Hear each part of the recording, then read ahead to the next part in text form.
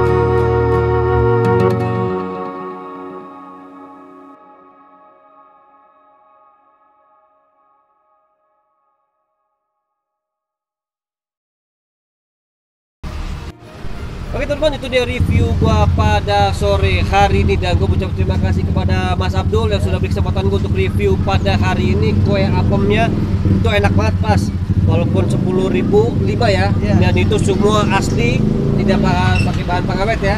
Gula aren juga enak dan pakai tepung terigu. Alamatnya di mana Mas Abdul? Alamatnya di Jalan Ganesha Raya, Pondok Benda, Pamulang. Pamulang ya. Bloknya blok UE 16. Pamulang ya, ini di pasar ini ya. Iya.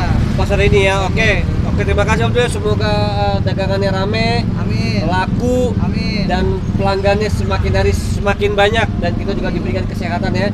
Dan gue juga terima kasih kepada kalian sudah nonton video gue dari awal hingga sekarang, dan gue juga ucap terima kasih kepada kalian sudah subscribe gue. Semoga kalian akan dibukakan pintu rezekinya dan sehat selalu. Gue Bang Richard dari Pasar ini, Pamulang, Tangerang Selatan.